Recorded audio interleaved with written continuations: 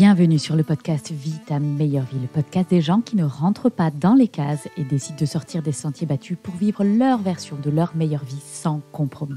Tu trouveras ici des conseils actionnables tout de suite pour passer à l'action et faire un pas de plus vers ta meilleure vie, ainsi que des interviews de personnes qui sont sorties du cadre classique et qui nous expliquent comment elles ont fait pour relever le challenge de créer son propre chemin. Vis ta meilleure vie, c'est aussi une communauté de badass qui se bouge et se soutient pour avancer même dans les moments difficiles. Si tu aimes le podcast, tu peux soutenir ce projet gratuitement en commentant sur Apple Podcast et en donnant une note de 5 étoiles au podcast sur ta plateforme d'écoute. Si le podcast t'aide dans ta vie, tu peux aussi soutenir ce projet financièrement sans engagement et à hauteur du prix d'un café sur la plateforme Buy Me a Coffee. Tu trouveras le lien dans la description du podcast. Et maintenant, place au nouvel épisode. Assieds-toi confortablement et je te souhaite une bonne écoute. Mon invité est Vianney de Boisredon. Vianney, je l'ai découvert au détour d'un post LinkedIn où il parlait de son aventure. Vianney, juste après avoir fait des études prestigieuses, au lieu de faire ce que font tous ses petits camarades, qui est de suivre une voie dorée toute tracée dans de grandes entreprises, eh bien, il décide de partir à l'aventure seul en autostop, cap vers l'Est. C'est un véritable odyssée depuis la France jusqu'en Asie centrale, en stop et chez l'habitant. J'ai tout de suite voulu comprendre quel était le raisonnement et la démarche derrière cette aventure audacieuse, et ça, si jeune. Aujourd'hui, Vianney nous confie tout son périple dans un livre qui sortira aux éditions Flammarion le 17 janvier 2024. Nous parcourons dans cette interview comment oser, pourquoi partir, comment faire quand on doute et comment faire pour avancer même quand on se sent à bout. Ces questions, ce sont des questions de la vie, mais qui sont ressenties puissance 1000 quand on décide de partir dans des conditions rudimentaires.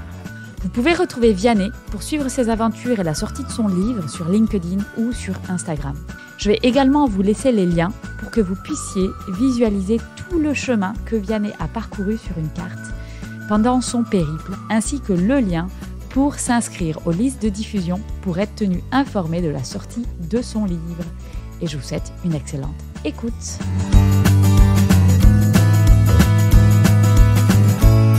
Bonjour et bienvenue dans ce nouvel épisode de Vis ta meilleure vie. Alors aujourd'hui, je suis avec Vianney. Vianney, bienvenue sur le podcast. Alors Vianney, pour les personnes qui ne te connaissent pas, est-ce que tu peux faire une rapide présentation? Oui, bien sûr. Bonjour Fanny, merci pour l'invitation. Donc moi, je m'appelle Vianney, j'ai 26 ans. J'ai fait des études de politique, philosophie, économie et ensuite de commerce.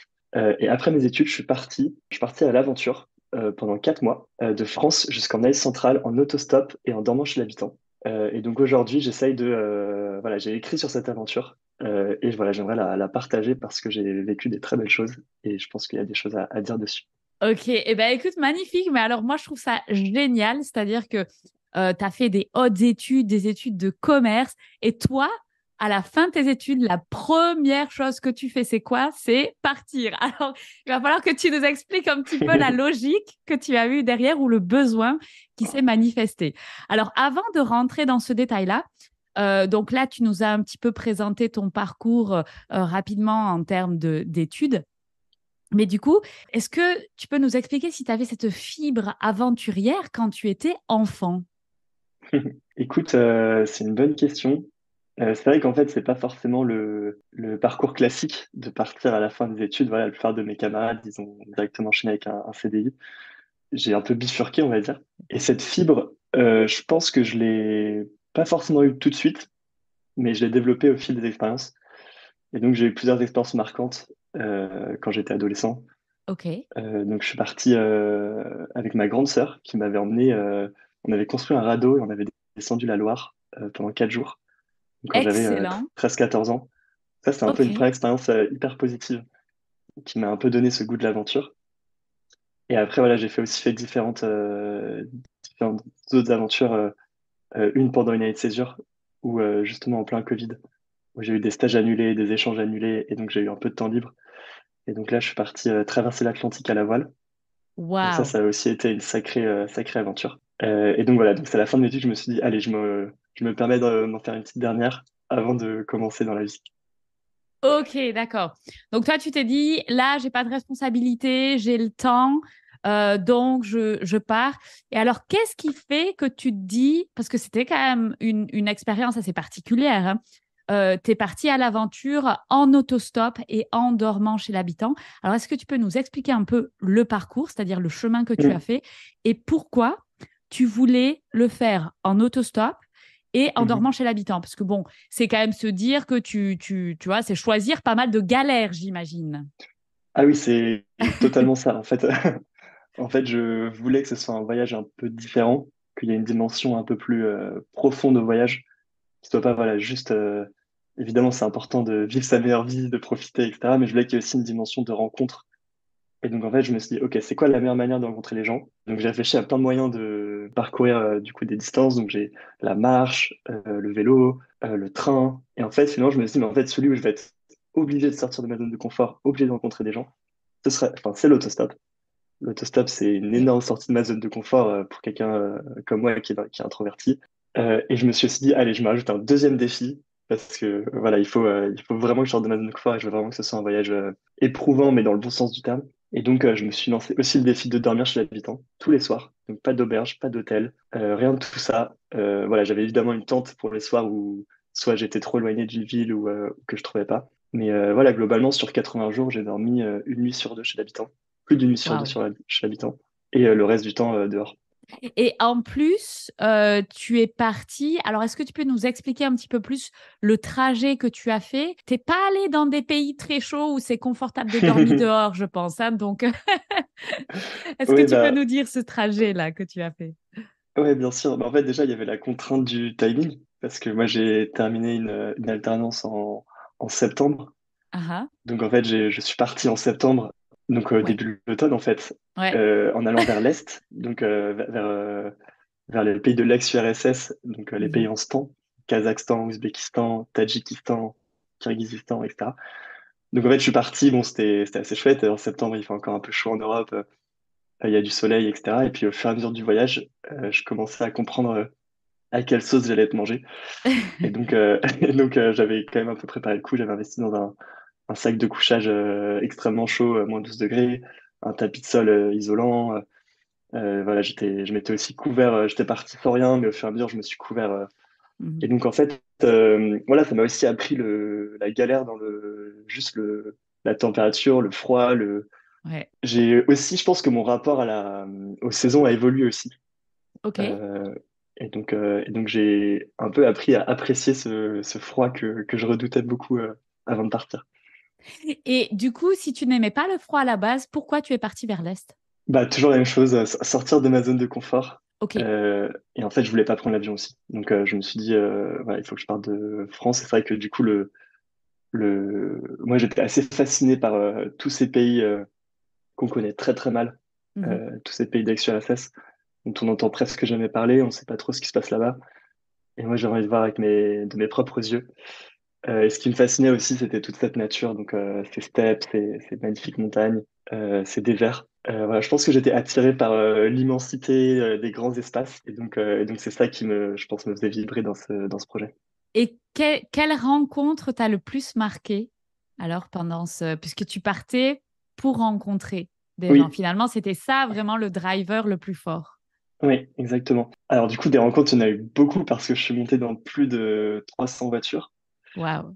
Et j'ai dormi chez voilà, une cinquantaine de personnes au total. Donc, il y en avait vraiment beaucoup, donc c'est difficile d'en choisir une, mais il y en a quelques-unes qui m'ont vraiment marqué, notamment une en Géorgie, donc vers le Mhm. milieu du voyage, où je me fais prendre en autostop par deux femmes et je vois, donc elles me font entrer, et je vois à l'arrière des bâtons de rando, des sacs de rando, d'équipements de montagne, même un peu ouais, des cordes pour de l'alpinisme, etc. Donc je me dis, mais waouh, je suis tombé sur des alpinistes, c'est trop stylé. Et elles me disent, ouais, ouais, là, on était en exploration dans les montagnes pour une nouvelle excursion qu'on va faire bientôt. Et du coup, on Ok. discute, on s'entend bien. Je leur raconte un peu mon projet. Et elles me disent, ah bah d'ailleurs, demain, on part 3 jours dans le Caucase pour faire aussi du repérage. Et elles me disent, est-ce que tu veux venir? Et bah, moi, Ah, évidemment, j'ai rien à faire. Donc du coup, je pars avec elle. Donc il y en avait qu'une des deux qui est venue avec moi et du coup, on part à deux comme ça pendant 3 jours dans la montagne. Waouh. Et c'était assez fou parce que du coup, en 3 jours, on avait le temps de vraiment apprendre à se connaître. Et voilà, c'était quelqu'un d'hyper hyper spontané, hyper ouvert. Et on a eu des échanges assez chouettes, assez profonds. Donc ça, c'est une personne avec qui je suis toujours en contact. Et voilà, Ouais. c'est une des belles rencontres parmi les dizaines, centaines que j'ai pu avoir. Ouais. Et comment tu communiques alors avec, parce que j'imagine que tu es forcément passé par des zones qui sont assez rurales, pas forcément que dans les grosses villes où on peut se dire, OK, grande ville, donc il y a peut-être plus de chances d'avoir des gens qui parlent anglais. Comment tu faisais pour communiquer si les gens ne parlaient pas anglais? Ouais, alors ça, c'était un des énormes défis du voyage. Donc au début, ça allait à peu près, l'Europe, j'arrivais à peu près à m'en sortir avec l'anglais. Et en fait, à partir d'Istanbul, à partir de la Turquie, là, c'était vraiment impossible de communiquer. Donc là, j'ai dû un peu innover, trouver des moyens d'être un peu plus efficace dans ma communication. Donc ça passait beaucoup par les gestes quand même. Oui. Voilà, des petits gestes simples et des mots-clés en fait que j'apprenais en turc ou en russe qui me permettaient OK. rien que de me faire comprendre pour dire où j'allais ou ce que je voulais ou comment je m'appelais, des discussions très très basiques. Et évidemment, bah, j'essaie d'utiliser le moins possible Google Traduction parce que en fait, je trouve que ça dénature aussi un peu l'échange puisqu'il y a une forme de barrière qui se pose avec un Mhm. téléphone. Mais voilà, quand vraiment je sentais qu'il y avait un désir de discuter et que c'était pas possible comme ça, bah là, j'utilisais Google Traduction, mais vraiment en dernier recours. Et voilà, et après, ça m'a aussi appris à devenir extrêmement attentif aux petits gestes, Mhm. aux expressions de visage, à ces petites choses comme ça où on fait pas forcément attention, qui veulent parfois dire beaucoup de choses. Mais du coup, j'étais beaucoup parfois dans l'interprétation, OK, donc il a réagi comme ça, qu'est-ce que ça veut vraiment dire? Donc c'était voilà, pour moi ça a été aussi une école de la vie pour mieux comprendre les gens quoi. Ouais. OK. Et globalement, est-ce que j'imagine que c'était vraiment rentrer profondément dans la nature humaine et je pense que quand on a peut-être moins de possibilités de parler, on a des connexions qui se créent à différents niveaux. Mais tu vois, quel est ton regard du coup sur la nature humaine quand on enlève un petit peu ben voilà, tout ce qui est les représentations Hmm. sociales, les préjugés, les a priori. Ouais, Qu'est-ce que tu penses maintenant de la nature humaine, tu vois, après cette expérience? ouais carrément, bah c'est une question fondamentale et c'est le sujet aussi de mon livre du coup que j'ai écrit qui va Mhm. sortir en janvier. En fait, moi ce qui m'a énormément touché pendant tout le voyage et ça continue de me toucher, voilà, c'est vraiment une sorte de certitude qui s'est ancrée en moi. Mais moi j'ai été frappé par à quel point les gens voulaient toujours m'aider tout le temps. Et en fait, donc dans le livre je raconte voilà, j'ai eu beaucoup de galères, beaucoup de difficultés, beaucoup d'épreuves. Et en fait à chaque fois c'est les gens qui m'ont sorti de ces galères en me proposant de l'aide, en me mettant en lien avec d'autres personnes, en me donnant un petit peu de force. Enfin, voilà, moi, c'est ça qui m'a vraiment frappé et voilà, c'est hyper cliché, mais je trouve que voilà, humainement, enfin, individuellement, les gens sont bons et je trouve que c'est un message qu'on n'entend pas assez Ouais.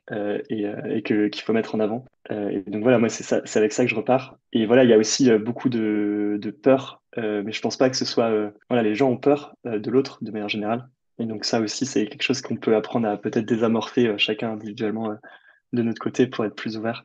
Ouais. Est-ce que tu veux nous donner un petit exemple très concret d'une galère que tu as eue et Mhm. comment tu t'en es sorti? C'était quoi la pire galère que tu as eue? Ah, c'est une bonne question. Euh, Attends, je réfléchis parce qu'il y en avait vraiment beaucoup.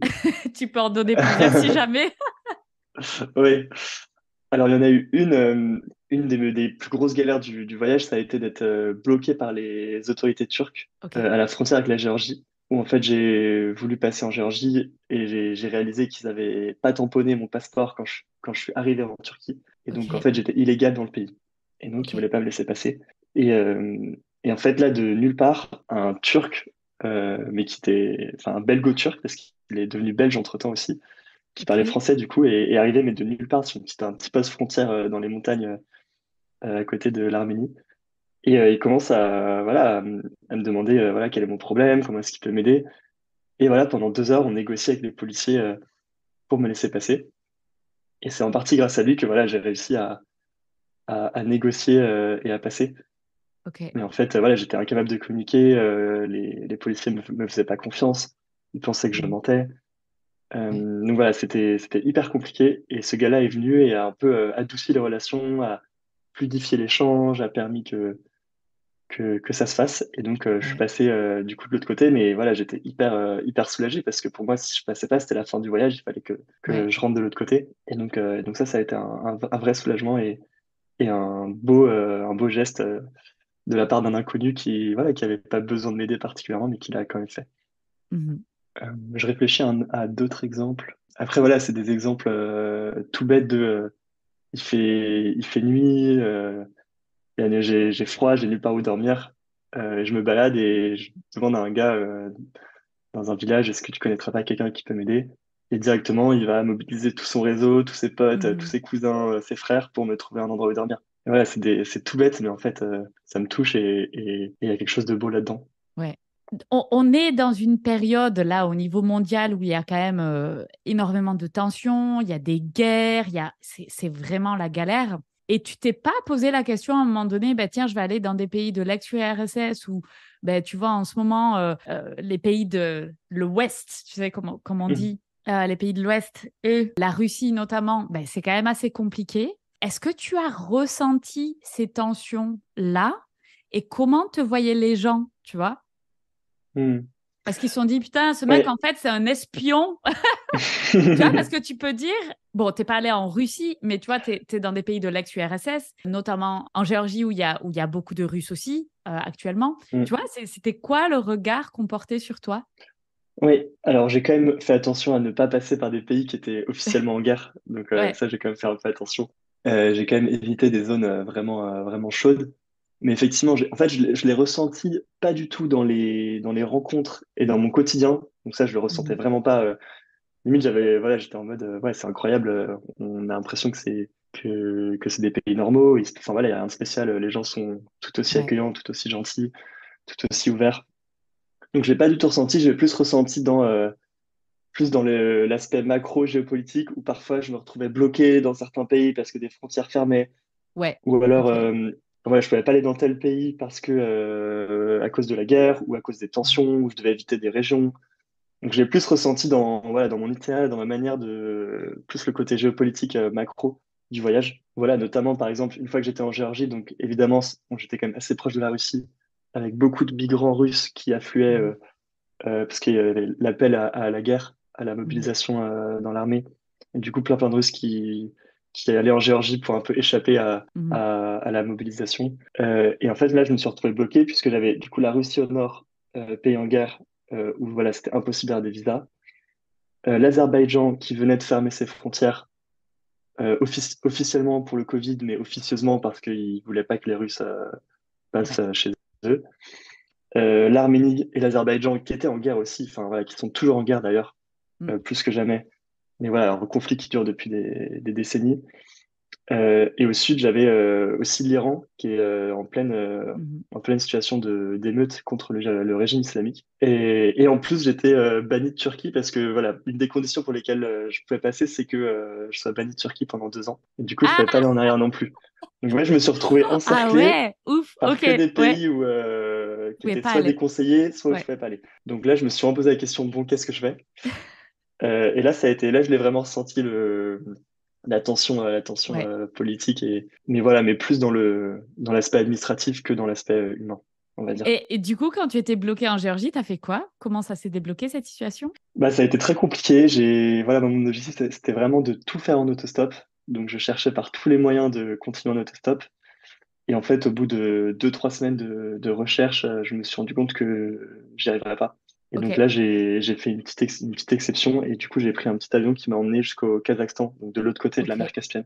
ouais, Donc c'était un peu ridicule parce qu'en termes de distance, c'était même pas 35 minutes d'avion, je crois, quelque chose comme ça. OK, Mais au moins, ça me permettait de pouvoir continuer le voyage. OK. Et ensuite, tu es reparti en autostop et en marche. Exactement, Tu à faisais- travers la steppe.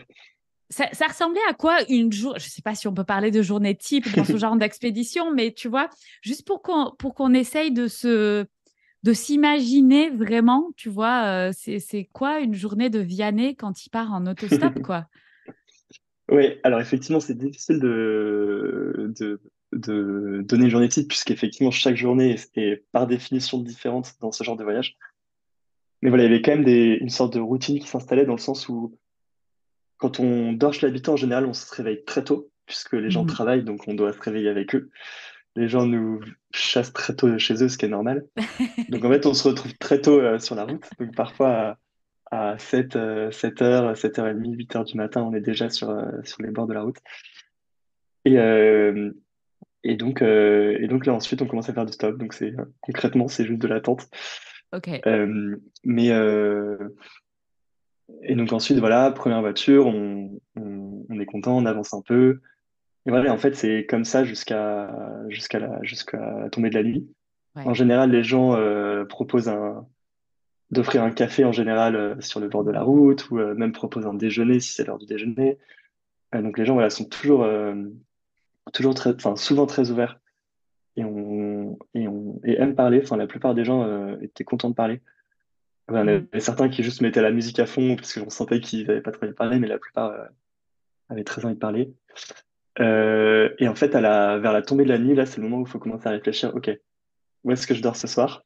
Mhm. Euh, Est-ce que la personne qui me prend en stop actuellement, est-ce que c'est délicat de lui demander que j'ai créé suffisamment de liens pour qu'elle puisse m'aider?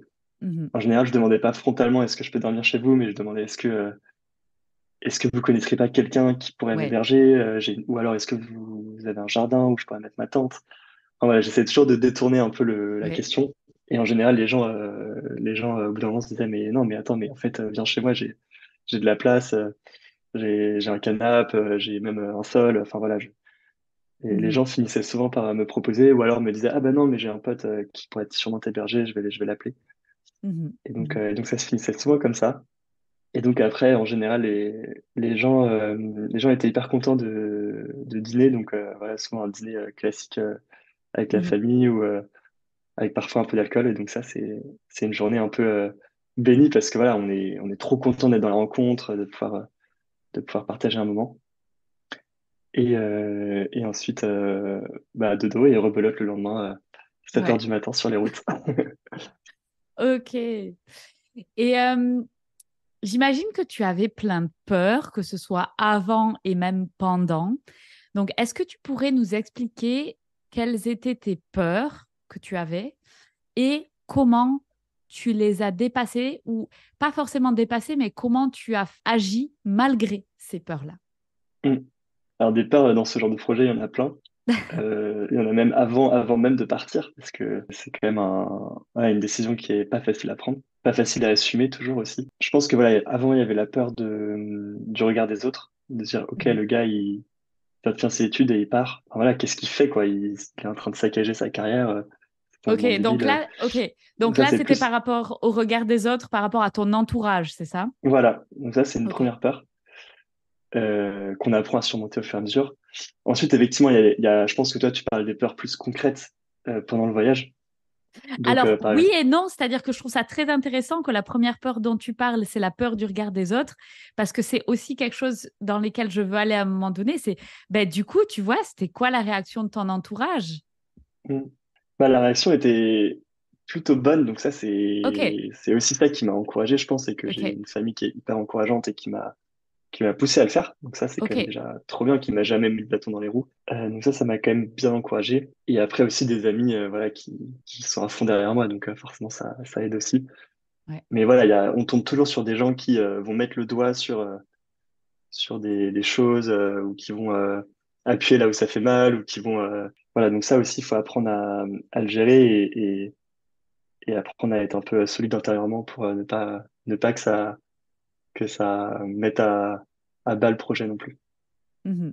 Justement, par rapport à ton regard, enfin, ton rapport au regard de l'autre, j'aimerais un petit peu creuser un peu plus loin.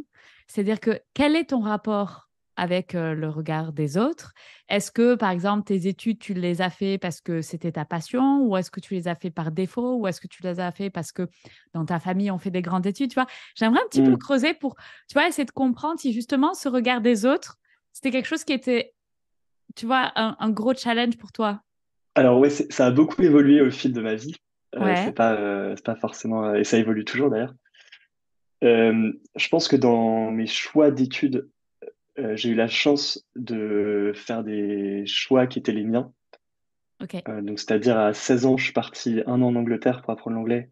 Mhm. dans un internat anglais. Et en fait, j'ai tellement adoré que je suis resté 5 ans, puisque j'ai fait mon bac là-bas et ensuite l'université là-bas. Et donc, comme Ok. c'était un système que personne connaissait, ma famille connaissait pas, etc., j'étais libre en fait de choisir vraiment ce qui me faisait plaisir. Donc Ok, ça, donc ça, toi, à 16 ans, tu as quitté ta famille pour aller vivre faire tes études en Angleterre, c'est ça? ouais, ouais, Ah exactement. ouais, truc de ouf. Ok. Non, mais tu vois, mine de rien, on voit quand même la fibre un petit peu aventurière qui arrive là quand même. Parce que du coup, tu voyais plus du tout ta famille. Enfin, ou tu vois, pendant les vacances, c'était en Ouais, pendant les internat. vacances. Pendant les vacances, Ok. je pense que ça a été mon premier grand choix de vie, on va dire, Ouais, ouais, qui a ouais. conditionné beaucoup de choses derrière et voilà, qui fait la personne que je suis aujourd'hui. Euh, ouais. Ok. Et du coup, on voit très tôt cette libération-là, en fait, la libération de, ben voilà, finalement, j'imagine que tu as une famille qui est assez encourageante, comme tu le disais un petit peu plus tôt. Donc, en fait, tes choix, ils ont été toujours encouragés. Et finalement, tu as fait des choix très tôt, quoi. Ouais, exactement. Et je pense qu'en fait, quand on prend un risque assez tôt dans sa vie, on se rend Mhm. compte qu'en fait, ça marche. Bon, évidemment, il y a des moments difficiles, mais qu'au final, ça a été un bon choix. Ben, en fait, ça donne envie d'en faire d'autres et de continuer Ouais, dans cette voie, de prendre des risques, de faire des choix un peu osés, d'écouter un peu plus ce qu'on ressent au fond de soi et pas ce que l'autre va attendre qu'on fasse. Évidemment, je dirais pas que je suis totalement épargné du regard des autres, c'est toujours quelque chose qui me travaille, mais je pense que j'arrive quand même à prendre une certaine distance par rapport à ça. du C'est coup, ça qui m'a permis de faire tout ce que je fais aujourd'hui. du coup, ce que tu dis, c'est il faut commencer petit et puis faire au plus on s'expose à des risques, à de l'inconfort, au plus on va s'habituer et on va se rendre compte que en fait c'est OK, que c'est Mm. possible et on va prendre confiance en nous-mêmes, à se Et on va dire aimer qu'on ça. peut. Ouais, OK. Ouais. Ouais, ouais, en fait, je pense que une des clés, c'est d'aimer sortir de sa zone de confort. Et à partir du Mhm, moment où on aime ça, après, voilà, on peut vraiment se faire confiance. Mais après, bon, tout le monde n'a pas la chance de pouvoir faire ça tôt dans sa vie, donc je pense qu'il n'y a pas mhm, d'âge. mhm, Voilà, on peut le faire beaucoup plus tard. C'est juste voilà, des petits pas à chaque fois, des petites étape par étape, step by step, mhm, mhm. qu'on peut voilà, faut pas être trop ambitieux non plus et commencer avec quelque chose qui nous dépasse. OK. Mais voilà, faire des petites choses qu'on n'aurait pas l'habitude de faire. Voilà. Si on a peur de la solitude, bah, partir seul 2 jours marcher. Si on a peur de l'inconfort, aller toquer chez des gens pour dormir. Enfin voilà, des Mhm, choses assez simples, mais qui sont parfois des montagnes. Enfin, je sais que moi, toquer chez quelqu'un pour lui demander de loger chez lui, pour moi, c'était un truc de ouf. Enfin, ça mhm. me stressait tellement. Enfin, c'était trop dur. T'as ressenti quoi la première fois que tu l'as fait? Beaucoup de gêne. Mhm, Beaucoup de gêne parce que j'avais l'impression de déranger. mhm. En fait, je me disais, bah, peut-être qu'ils sont en train de vivre un moment hyper chouette et que j'arrive, moi, je dérange, je demande un truc. Enfin, voilà, en fait, d'être dans une situation de demande, Ouais. c'est pas facile et ça Mhm. demande aussi une certaine humilité qui est difficile à avoir. Et après avoir vécu toute cette expérience où tu as toqué à plein de portes, du coup, tu le vois comment maintenant? Tu vois, à la fin, est-ce que tu étais toujours gêné ou tu disais, moi, je vais peut-être apporter quelque chose de sympa pour ces gens-là? Ouais, exactement, exactement. En fait, au fur et à mesure, je comprenais que non, je dérangeais pas. Et parfois Mhm, même, au contraire, j'apportais quelque chose dans la vie des gens. mhm, Voilà, en toute humilité, parce qu'évidemment, on change pas la vie des gens, mais déjà, voilà, je me suis rendu compte qu'il y avait beaucoup de gens qui étaient seuls, par exemple. mhm. Et du coup, en fait, bah, être là pour eux, prendre le temps de les écouter, prendre le temps de vraiment partager un moment avec eux, de cuisiner avec eux, voilà, en fait, déjà, rien que ça leur apporte des choses. Et eux, enfin, voilà, leur présence m'apporte énormément aussi, donc c'est donnant-donnant. Mhm. Et les gens, en fait, sont toujours hyper contents d'avoir un peu de piment dans leur vie ou de voir quelqu'un d'autre que leur cercle Ouais. habituel. Et donc voilà, donc au fur et à mesure, je prenais confiance en me disant, bah non, non, je dérange pas, Mhm. j'apporte quelque chose. Mais voilà, c'est au bout de plusieurs bonnes expériences que j'ai commencé à penser comme ça. Ouais, ouais, ouais, bien sûr. Et du coup, c'était quoi tes autres peurs? Alors moi, une peur qui est toute bête, qui est très rationnelle, mais c'était la peur d'un accident de voiture. Parce que quand on passe C'est vrai? 6 heures, enfin entre 6 et 10 heures par jour dans une voiture pendant 80 jours, Ouais, il y a quand ouais, même pas mal de chances que ça arrive. ouais. Surtout voilà, quand il y a autant de conducteurs différents. Donc ça, c'était une peur toute bête, mais en fait, mine de rien, c'était quand même. Enfin, là, je regardais les statistiques, je me disais, ouais, ça arrive quand même souvent. Et même, j'en ai vu beaucoup, même devant, enfin, voilà, devant nous, des accidents ou des choses comme ça. Donc je me disais, ah ouais, quand même, rien que pour ça, c'est quand même risqué ce que Ok. je fais. Ouais, ouais, ouais. Après, il y a évidemment la peur de faire des mauvaises rencontres, de tomber sur un gars qui te veut du mal, qui va te t'agresser. Enfin voilà, Mhm, donc ça, c'était une peur que j'avais, mais que j'essayais vraiment de mettre de côté parce qu'en fait, mhm, elle est hyper paralysante. Donc je la mettais complètement de côté, j'y pensais très très peu. mhm. Mais parfois, je me disais, ah ouais, quand même, on sait jamais quoi. Mais bon, au fur et à Ouais, mesure, quand les 50 personnes dernières personnes que tu as rencontrées, ça s'est bien passé, tu dis, bon, ça va continuer à ouais. bien se passer. Donc, Ouais. j'arrive à rester positif. Et par Et rapport, je pense qu'il y avait aussi un peu une peur par rapport au projet en lui-même de l'échec. En ok. mode, bah, juste, j'ai pas réussi à aller au bout. Mhm, Pas réussi à aller au bout. Et donc, ça, voilà. Ce qui était chouette, c'est que je m'étais pas mis d'exigence particulière. mhm. En mode, je savais que je voulais aller en Asie centrale, en stop et chez l'habitant. Mais si j'y arrivais pas, personne allait me dire, ah, Vianney, t'es trop nul, t'as pas réussi. Mais Ouais. c'était plus dans ma tête, moi, personnellement, en mode, je voulais réussir, quoi. Donc, j'avais un peu cette peur vis-à-vis de moi-même de pas aller au bout du projet. D'abandonner, en fait. Ok. Mm. Et justement, quel est ton rapport à l'échec? Est-ce que tu as déjà eu des échecs? Parce que quand on entend ton parcours, on se dit, il y a beaucoup de réussites. Est-ce qu'il y a eu des échecs, Bah, Vianney? bien sûr, je pense que tout le monde vit des échecs, hein, clairement. Tout le monde vit des échecs. Moi, ouais, j'en ai eu quand même beaucoup. Je pense que j'ai eu beaucoup de chance aussi voilà, j'ai été beaucoup aidé dans ma vie, donc Mhm. ça m'a permis d'être là où je suis. Mais est-ce que tu veux que je raconte des échecs ou Eh bien, tu veux écoute, tu que... peux nous donner un exemple si tu en as un en tête, oui, bien sûr. Je pense qu'un de mes plus gros échecs, c'est c'est un accident de voiture que j'ai eu, Ok, où en fait j'ai passé mon permis en formule accélérée, donc en 2 semaines, donc hyper rapide, ok. express. Et après, comme j'étudie en Angleterre, je suis retourné en Angleterre pendant un an, j'ai pas conduit.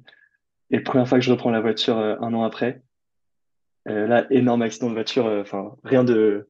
J'étais avec mon frère, mais pas de blessure, pas de gros danger, mais une voiture explosée, la voiture familiale démolie sur un portail. Et c'est vrai que ça m'a mis un sacré coup en me disant, ah ouais, en fait, il peut m'arriver des choses graves. Ouais, Et aussi, bah, pour sa confiance en soi, on se dit, bah, en fait, peut-être que, ouais, je suis pas capable ou je suis pas assez bon voilà. Donc ça, c'est quand même des choses qui sont difficiles à digérer. Et voilà, et la clé, c'est juste de dire, OK, qu'est-ce que je retire de cette expérience? Comment est-ce que je me reconstruis derrière? En fait, derrière, ça m'a énormément solidifié puisque, voilà, j'ai pris le temps de réapprendre à conduire bien, de reprendre confiance en moi, etc. Et donc voilà, aujourd'hui, c'est plus du tout un sujet. Et c'est un ouais, échec qui m'a au contraire rendu hyper conscient des risques de la route. Peut-être ouais, aussi pour ça que j'avais peur des accidents pendant l'autostop, ouais, ouais, mais ouais. qui m'a rendu hyper conscient des risques de la route. Et du coup, cet échec s'est transformé en vigilance Mhm, mhm, et en prise de conscience du danger. mhm. Ok. J'aimerais que tu nous racontes un petit peu le retour, c'est-à-dire que tu as fini ton voyage, tu es arrivé où Mm. déjà? Parce que tu disais Asie centrale, donc quel a été ton point d'arrivée? Et tu reviens, et qu'est-ce qui se passe pour toi? Et la raison pour laquelle je veux te poser cette question, c'est que on comprend pas toujours que quand on a eu une expérience qui est tellement forte, tellement atypique, tellement puissante, que quand ça s'arrête, ça peut, pour certaines personnes, être très compliqué. Donc, comment ça s'est passé Oui, pour toi? oui, bah c'est effectivement un vrai sujet.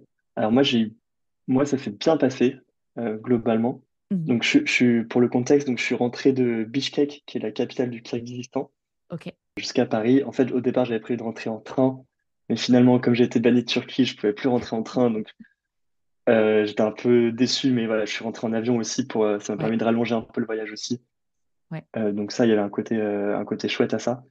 Et donc en fait, ça s'est un peu fait du jour au lendemain. Enfin voilà, la veille de mon départ, j'étais sur un cheval dans la steppe, Waouh. et 24 heures après, j'étais à Orly, quoi. Donc il y a vraiment eu cette espèce de shift complet qui a été difficile et en même temps qui s'est très bien passé puisque je suis rentré juste avant Noël. Donc j'ai eu Ok. droit voilà, les fêtes, la bonne ambiance, les gens de bonne humeur, les retrouvailles avec la famille. Donc en fait, il n'y a pas eu de coup dur tout de suite. Mhm. C'était plus beaucoup de joie et beaucoup de beaucoup d'excitation de retrouver les gens que j'aimais. Je pense que le coup dur est arrivé un peu plus tard, vers fin janvier, février, Mhm. où là, j'ai eu un petit moment de down et je me suis dit, OK, c'est trop chouette tout ce que j'ai vécu, mais qu'est-ce que j'en fais maintenant, en fait? Qu'est-ce Ouais. que j'en fais? Qu'est-ce que j'en retire? À quoi ça servait? Enfin, à quoi ça a servi? Et donc là, je me suis vraiment posé cette question sérieusement. Et c'est là où, en fait, l'écriture m'a beaucoup aidé Mhm. à déjà relire un peu toute cette expérience, vraiment m'en imprégner et ne pas oublier surtout. Et Tu donc, avais écrit un journal pendant ton voyage? oui, Ok, oui, j'avais un carnet de bord, un carnet de voyage qui était en fait, concrètement, c'était juste des notes sur mon téléphone que je prenais tous les soirs. ok. Mais voilà, je les ai toutes compilées, je les ai mis sur un doc et en fait, j'ai vu que j'avais 150 pages de notes. Ah, ce n'est plus ce que c'était avant, c'était un bon vieux journal tout Ouais, cabossé. Maintenant, c'est les téléphones. ouais, et en même temps, heureusement, puisque je pense que si j'avais eu un journal Ouais, papier, il aurait pris l'eau, j'aurais et perdu ouais, les notes, et ça serait passé des choses. ouais, Donc je c'est me dis vrai. qu'effectivement, c'est pas ce qu'on imagine, mais c'est quand même bien pratique de pouvoir fonctionner comme ça. Ouais. J'avais une batterie externe qui me permettait de charger mon téléphone Tu tout le temps, mettais donc tes j'avais petites jamais notes sur un de problème. cloud tous les soirs pour Ouais, non, éviter. Ouais, juste sur mon appli Notes, et effectivement, ça ouais, enregistrait sur le cloud derrière. Et donc, excellent. j'ai tout mis sur sur un document Word, j'avais 150 pages. Waouh. Je me suis dit, bon, qu'est-ce que je fais avec ça? Et en fait, je suis rentré sans CDI, sans job derrière. Mhm. J'avais encore un peu de temps, d'argent de côté, donc je me dis, OK, qu'est-ce que je fais? Bah, je peux prendre le temps déjà de retravailler ces notes et d'en faire quelque chose. Donc, j'ai pris 3 mois, 4 mois pour vraiment tout réécrire tous les jours. Ouais. Et donc ça a été un projet qui m'a vraiment permis de surmonter ce retour et que ce soit pas un retour trop brutal non plus. Donc Mhm. j'étais encore un peu dans le voyage après le retour. Et voilà. Et ensuite la question s'est posée de bon bah maintenant que j'ai un beau texte, qu'est-ce que j'en fais? Et donc là j'ai cherché une maison d'édition et ça a marché. Waouh. Et donc je suis hyper content parce que le livre va être publié là dans 2 mois, dans pile 2 mois, Ouais. mi-janvier. Donc voilà, donc c'est hyper excitant, mais c'est vrai que ça, c'est pas quelque chose que j'avais calculé. Ouais. Ça s'est vraiment fait, c'est au retour, je me suis posé la question, bon, qu'est-ce que je fais maintenant? Et qu'est-ce qui t'a poussé à faire ça? Parce que tu peux te dire, finalement, c'était une super expérience, je vais relire mes notes et Mm, ça va être que pour moi. Qu'est-ce qui a fait que tu as envie de le partager? Qu'est-ce que tu espères peut-être avec ce livre? mm. Ouais, c'est une bonne question. À un moment, je me suis demandé, bah, ok, c'est trop chouette ces notes, est-ce que voilà, est-ce que ça vaut vraiment le coup de le partager? Et en fait, ce que je voulais vraiment partager à travers ces notes, enfin, à travers ce livre, c'est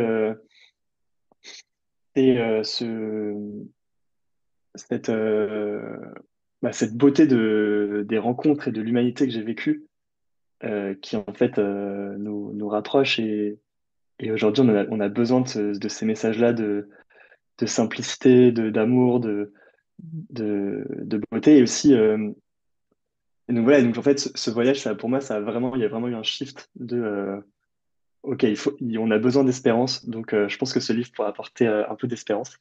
Mhm. Ça, c'est un premier point. Et un deuxième point, c'est peut-être plus lié à ton sujet toi de podcast aussi, c'est d'encourager les gens dans leurs aspirations profondes et dans leurs projets. Mhm. Parce qu'on se met Mhm. souvent des barrières, on s'empêche de faire des choses. Et je pense qu'avec un peu d'audace et un petit peu de boost parfois de la part de gens comme toi, ça permet voilà, de se conforter dans ses aspirations et de pas avoir, enfin, ouais, de surmonter ses peurs. Mhm. Et, euh, et voilà, en fait, ce que je prône dans le livre aussi, c'est la liberté intérieure, donc être capable de faire ses choix par soi-même à partir Mhm. de ce qu'on ressent au fond, ce qui est quand même Ouais. extrêmement dur dans une société où on est tout le temps sollicité et stimulé par l'extérieur, que ce soit LinkedIn, Instagram, Facebook, euh, enfin voilà, on est tellement stimulé tout le temps que parfois c'est dur de faire silence et se dire, ok, c'est quoi au fond de moi ce qui m'anime? Mhm. Et voilà, ce livre, c'est aussi un peu de contemplation, de méditation, de réflexion sur la vie. Waouh. Ok, j'ai une question qui me vient parce que c'est vrai que tu n'as pas communiqué pendant ton voyage sur les réseaux Mm. sociaux. Et du coup, c'était quoi ta démarche derrière? Est-ce que tu avais vraiment la volonté de dire non, non, je vais vivre à fond justement ce moment présent, les rencontres, la connexion avec les gens que je vais rencontrer, ou c'était un choix qui était non, je vais faire une détox, tu vois? Oui. Alors déjà, c'était vraiment un choix. Mhm. Donc, bon, de base, j'ai jamais été très réseaux sociaux. C'est pas quelque chose voilà, je sais qu'il y a des gens qui aiment vraiment ça. Moi, c'était pas quelque chose qui me faisait particulièrement plaisir de partager Ouais. tout ce que je vivais, donc je n'en ressentais pas le besoin. Et ensuite, ça a été un vrai choix de me dire, alors, ce voyage, ok, il est incroyable, mais c'est un voyage intérieur. Donc, c'est un voyage où je vais aller au bout de moi-même, et du coup, il faut, d'une certaine manière, que je le vive dans une certaine solitude, voilà, dans cette solitude qui sera une épreuve. Et du coup, j'ai vraiment fait ce choix voilà, de rien poster, d'écrire beaucoup, mais sans le partager forcément. Enfin, en tout cas, sur le moment. Ouais. De vraiment prendre le temps voilà, de m'imprégner du voyage, des rencontres, et aussi voilà, d'être vraiment présent avec les humains avec Mhm. lesquels j'étais. Donc, je sais que si je suis en train de penser au prochain post que je vais faire sur Instagram, Ouais. bah, je suis pas vraiment en relation avec l'autre. Donc, j'essaie d'être vraiment disponible mentalement pour l'autre. Ouais. Donc, pour ça, moi, il faut être capable de prendre de la distance par rapport aux réseaux sociaux et par rapport à toutes les stimulations extérieures qu'on peut avoir. Donc, franchement, mon téléphone, il était 9 fois sur 10, il était en mode avion et c'était Mhm. très bien comme ça. Et, euh, et voilà, et aujourd'hui, je suis dans une démarche un peu différente. Où, voilà, je vais devoir un peu commencer à parler du projet et du livre. Mais ça, voilà, maintenant, c'est un autre choix. Mais tu vois, ce que j'aime beaucoup dans ta démarche, ou en tout cas, elle fait vraiment sens, c'est que je pense que partager une expérience que tu as vécue sous forme d'un livre où tu as pris du temps pour revenir, pour avoir une réflexion sur ton propre chemin, sur ta propre démarche. Parce que quand on est dans l'action et quand on est dans le faire, on n'a pas Mm. forcément le recul. Tandis qu'une fois que tu es rentré, que tu as revécu, que tu as relu tous ces écrits, tu as aussi, j'imagine, un autre regard sur ce que tu Mm. as, sur ta démarche et peut-être que tu as compris des choses après. Donc, moi, je trouve ça très intéressant, en fait, la démarche de se dire, OK, je vais le partager, mais au lieu de le partager, tu sais, sous forme Instagram, vite, où il faut faire une photo maintenant et puis je vais poster ça. Ouais, et puis il faut que ce soit Mm. impactant, il faut que les Ouais, gens apprécient, il faut que ça like, etc. Un livre, en fait, on s'en fout de. Enfin, un livre, tu mets ce que tu veux dedans, t'es pas mhm, là pour être sensationnel. Voilà, mhm, tu es juste là pour raconter des belles histoires, des belles choses, des belles rencontres. ouais. Donc c'est une démarche assez différente, ouais, des réseaux sociaux. Et du coup, donc maintenant que tu es rentré, tu as écrit ce livre. Alors, je voudrais euh, savoir ben, qu'est-ce que c'est ton plan. Donc là, tu as vécu cette expérience. Et en gros, aujourd'hui, c'est quoi la meilleure vie de Vianney? C'est-à-dire, OK, qu'est-ce que tu vas faire par la suite? Est-ce que tu vas reprendre un CDI, machin, métro, boulot, dodo? Ou est-ce que tu vas préparer une nouvelle aventure? Enfin, tu vois, t'en es où de ta réflexion sur, ben, en fait, c'est quoi ta meilleure vie aujourd'hui? Ouais, c'est une très bonne question bah, que je me pose d'ailleurs tous les jours. Je pense que voilà, au retour aussi, il y a aussi toutes ces réalités qu'on prend dans la figure. Bah ok, par exemple, tu disais, quand tu relis tes notes, tu les vois avec un regard différent. Bah oui, c'est clair. Mhm, J'avais des notes où voilà, je me disais, mais c'est incroyable, j'ai une liberté intérieure de malade, j'ai l'impression voilà, de me sentir très libre, de pouvoir poser des choix vraiment très libres. Et en fait, tu reviens et t'as plus d'argent sur ton compte et t'es genre, bon, bah ok, en fait, non, bah c'est plus possible de penser comme ça. Donc voilà, des choses très simples, de payer son loyer, enfin voilà, des choses toutes simples où tu te dis, ok, ouais. c'est plus possible d'avoir ces réflexions-là, ou en tout cas, il faut qu'elles évoluent un peu. Et donc, euh, et donc voilà, moi aujourd'hui, bon, évidemment, ma priorité là tout de suite, c'est le livre parce que il sort en janvier et du coup, j'ai envie d'être vraiment d'aller au bout de la démarche, comme tu dis, et de me donner à fond. Euh, et voilà, après, moi, ça m'a aussi fait réaliser que je pense que j'étais un passionné d'aventure et de voyage. Mhm, Et donc, clairement, je chercherais soit un job là-dedans, soit un concept à lancer mhm. dans le domaine de l'aventure, de l'outdoor, de la nature. du sport en extérieur. Enfin, voilà, tous ces thèmes. Et voilà, c'est des thèmes qui sont aujourd'hui très répandus, enfin, voilà, il y a plein de projets qui se lancent là-dedans. Donc, je pense que voilà, je vais pas m'ennuyer dans les prochaines années. Ok, donc tu as encore plein de rêves. Et du coup, c'est quoi ton rapport avec justement cette vie bien rangée, métro boulot dodo? Parce que j'imagine, arrête-moi si je me trompe, mais j'imagine que le, dans ton entourage, ou en tout cas tes amis qui ont fait les mêmes études que toi, Mm. j'imagine que l'écrasante majorité sont tout de suite en train de commencer des carrières et des trucs, tu vois, vraiment prestigieux. Et toi, c'est quoi ton rapport avec ça, en fait? Ouais. Bah ça a été un vrai. Enfin, ça, je pense que c'est une de mes grosses réflexions. C'est ouais, en fait, tous mes potes aujourd'hui, je me sens un peu en décalage, puisque eux, c'est finance, conseil, Mhm. grand groupe. Voilà, ils gagnent. Enfin, voilà, c'est tout bête, mais quand on part en vacances, bah, ils ont beaucoup plus de budget que moi. Ils ont beaucoup plus d'ambition que moi en termes purement professionnels. Et en fait, moi, je pense que l'écriture du livre, ça m'a aussi complètement, et le voyage m'ont complètement détaché de ces considérations-là. Mhm. En fait, j'ai plus du tout d'ambition de manière purement professionnelle. Voilà, ma Mhm. seule ambition, c'est de faire quelque chose qui m'anime et, Mhm. et de, et de faire quelque chose qui a du sens. Voilà, peut-être que je gagnerai beaucoup moins d'argent, peut-être que voilà, ce sera moins prestigieux, ce sera moins stable aussi, ça c'est sûr. Mais en fait, pour moi, ça a tellement plus de valeur que Mhm. de suivre une voie. Voilà, après, il y en a beaucoup qui le font par vrai goût et ils sont très contents de le faire, et d'autres qui le font plus par défaut. Et, euh, et donc voilà, moi j'ai vraiment cette réflexion, mais qui s'arrête jamais, de me dire, bah, allez, viens, tu sors de ton confort, tu fais pas les choses par défaut, tu fais vraiment des choses parce qu'elles t'animent. Ouais, Et ça, c'est un peu peut-être la plus grosse réflexion de toute la période que je suis en train de vivre en ce moment. ouais. Et comment ils te voient? Du coup, est-ce que j'imagine que ça doit peut-être déclencher des discussions assez intéressantes avec tes amis. Mm. Est-ce qu'ils comprennent ta démarche?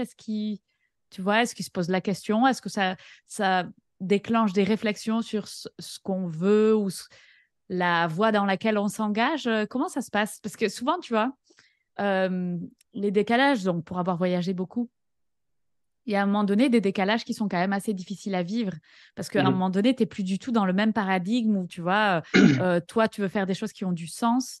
Et si tes amis ne sont pas du tout dans ce truc-là, c'est vrai que ça peut être compliqué à un moment donné. Donc, comment eux, ils te voient? Toi, ils se disent juste, ouais, Vianney, se tape un délire et puis Mm. voilà, ça va finir. Ou... Tu vois, c'est quoi la Bah, vision? il y a vraiment plein de cas de figure. Je pense qu'il y a pas, ouais, ils réagissent pas tous de la même manière. T'en as effectivement qui se disent, bon, allez, Vianney, c'est trop cool ce que t'as fait, mais bon, c'est quand que tu te ranges, c'est quand que tu commences à taffer, c'est quand voilà, que tu vis Mhm. une vie beaucoup plus rangée, beaucoup plus normée, etc. Donc pour eux, c'est vraiment temporaire. Et, euh, et du coup, voilà, ils voient, ok, c'est un délire, mais ça va passer. D'autres qui se disent, ouais, mais c'est ouf, tu devrais continuer à fond là-dedans, dans cette voie, aller vraiment au bout, limite, ne jamais travailler, écrire des livres, faire des reportages, continuer voilà, à faire plein de choses qui ont du sens pour toi. Et donc, eux, on sont un peu admiratifs et se disent, ok, c'est incroyable de pouvoir vivre ça. D'autres qui ne comprennent juste pas, en mode, mais enfin, pourquoi tu fais ça? Tu as fait des grandes études, enfin, tu es en train de gaspiller ton potentiel, tu devrais. Voilà, il l'exprime pas de manière aussi claire, mais c'est un peu Ouais. ce qu'il essaie de me faire passer comme message. Donc voilà, il y a quand même beaucoup d'incompréhension aussi. Donc il y a vraiment tous les cas de figure. Je dirais des gens qui sont admiratifs, des gens qui se comprennent pas, des gens qui banalisent un peu le truc en disant bon, c'est juste une période, c'est un projet Mhm. d'étudiant de césure, je sais pas quoi. Enfin voilà, il y a un peu de tout. Ok. Et toi, tu es OK avec ça, c'est-à-dire tu arrives à gérer, parce que ça peut être assez dérangeant quand tu vois, justement, tu as un petit peu d'incompréhension face à Mm. ta démarche. Ouais, en fait, comme tu disais tout à l'heure, je pense que c'est juste des gens qui ont un paradigme différent. Mhm, Et du coup, voilà, ça sert à rien de comparer des visions qui mhm. sont pas réconciliables et, et c'est très bien comme ça. Enfin, voilà, Ok. il y a aucun souci avec ça. Et comme tu dis, parfois, ça amène des discussions intéressantes, ça permet de se poser des questions. Euh, donc non, c'est chouette. C'est chouette. Enfin, je le vois pas Écoute, du tout comme quelque chose de négatif. ouais, je trouve que ta démarche, en tout cas, il y a beaucoup de bienveillance, même, tu vois, vis-à-vis peut-être de l'incompréhension que tu peux avoir en face de toi. Donc, ouais, c'est vraiment une démarche avec beaucoup de bienveillance. Et Vianney, du coup, je vais te poser la dernière question signature du podcast. C'est Mhm. qu'est-ce que tu conseilles aux gens qui écoutent le podcast pour que, à leur tour, ils vivent leur meilleure vie? Un autre moyen de poser cette question, c'est en fait, tu vois, c'est comment on fait pour avoir de l'audace? L'audace de suivre cette petite voie et de faire ses choix à soi. Mhm. Waouh! Tu as 2 heures. Ouais, je pense que c'est pas une question qu'on peut résoudre en 1 minute de réponse.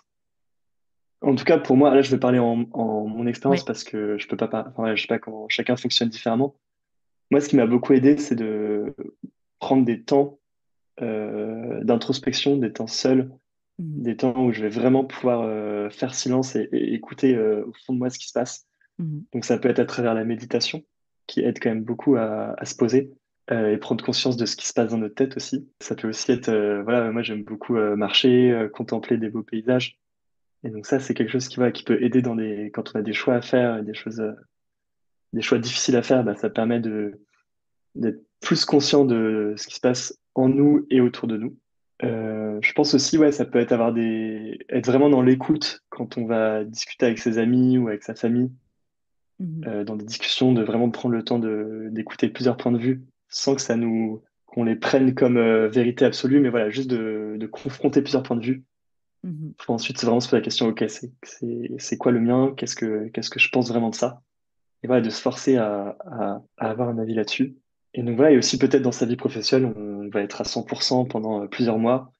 Voilà, se forcer à parfois peut-être prendre 1 semaine de pause, Mhm. voilà, de retraite, de je sais pas quoi, de marche, voilà, pour justement se forcer à se poser ces questions-là, parce qu'en fait, dans une vie trop rythmée, on est tout le temps sollicité, on n'a pas le temps. Mhm. Et donc un peu se créer ce moment-là. Quelque chose qui peut aider aussi, c'est d'être accompagné. Donc quelque chose qui s'appelle le compagnonnage ou même un psychologue. Enfin voilà, ne jamais être seul face à ces questions. Mhm. Ça, c'est hyper important.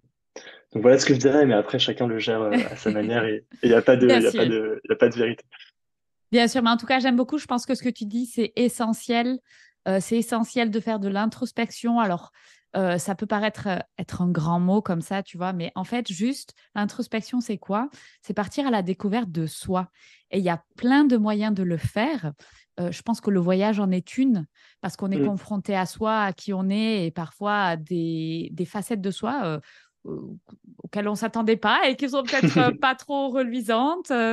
Et du coup, je pense que toute ta démarche, elle est très intéressante parce que c'est faire des choix conscients. Et ça, c'est pour moi la clé de sa meilleure vie, en fait. Sa meilleure vie, c'est quoi? C'est juste, bah, tu fais des choix conscients de ce que tu veux faire de ta vie. Mais cette meilleure vie, elle va évoluer avec le temps, avec les périodes de la vie et compagnie. Et c'est OK, en fait. mm, Et c'est juste exactement. ces choix conscients. Totalement aligné. Et c'est pas quelque chose de facile, mais voilà, c'est possible en tout cas. Ouais, et tu nous le prouves en tout cas, et tu nous le prouves très jeune. Donc, félicitations pour tout ce parcours.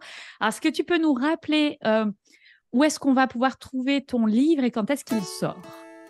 Oui, alors le livre, il sort le 17 janvier Mhm. 2024 aux éditions Flammarion. Il sera disponible dans toutes les librairies, je pense, et en ligne Fnac, Amazon, etc. Donc vous pouvez me suivre sur Instagram ou LinkedIn, Vianney de Boisredon.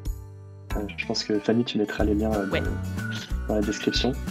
absolument. Euh, donc voilà, j'ai hâte de tous vos retours et merci beaucoup Fanny pour cet échange.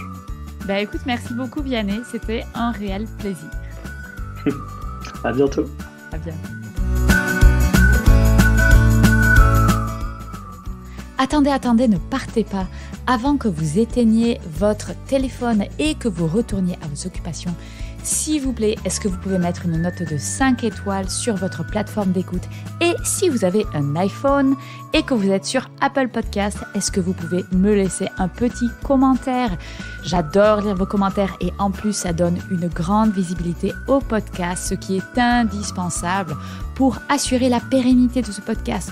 Et je vous en serai éternellement reconnaissante. Vous pouvez m'envoyer un petit message perso. Après, vous savez, je les lis et je vous réponds toujours.